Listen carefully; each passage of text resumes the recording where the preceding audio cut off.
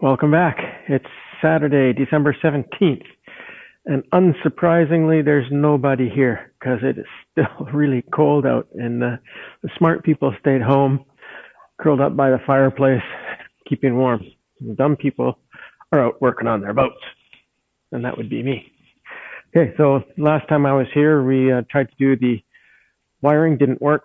My soldering iron wasn't powerful enough, so I went out and purchased a high watt soldering iron, which is right here.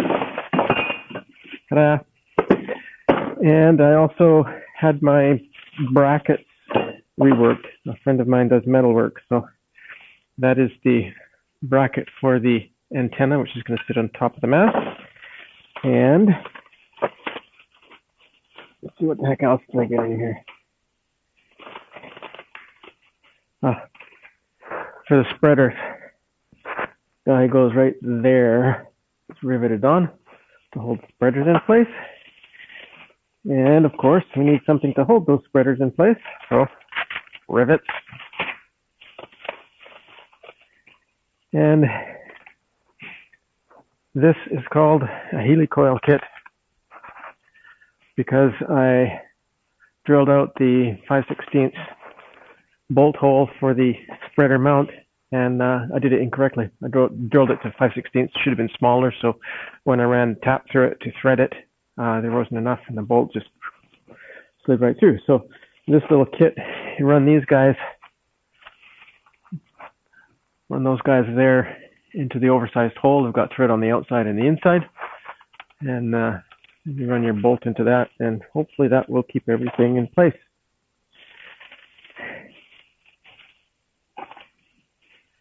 Yeah, and of course, the always necessary Canadian Tire dollars.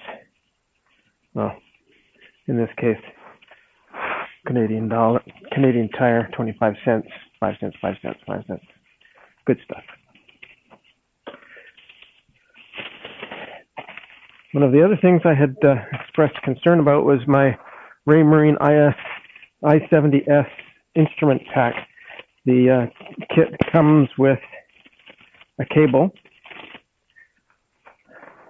The cable is supposed to run down the length of the mast.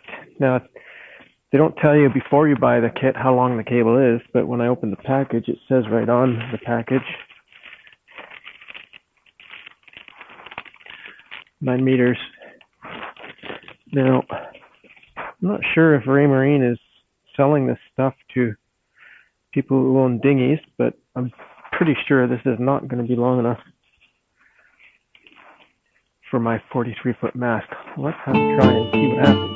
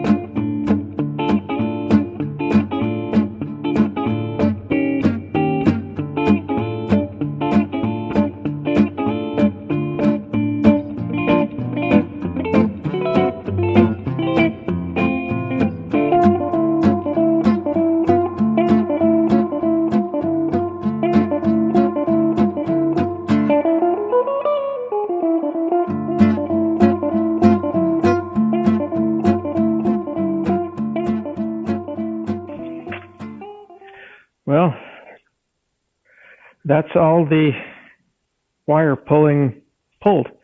I have successfully pulled all the old wire out. That's the gauge of the old wire. And this is the gauge of the new wire. You can see the difference. The experts say that you don't need to have tinned wire in your boat, but I have cut this stuff in order to fish it through, and the oxidization on the wire goes pretty much all the way up the length of it.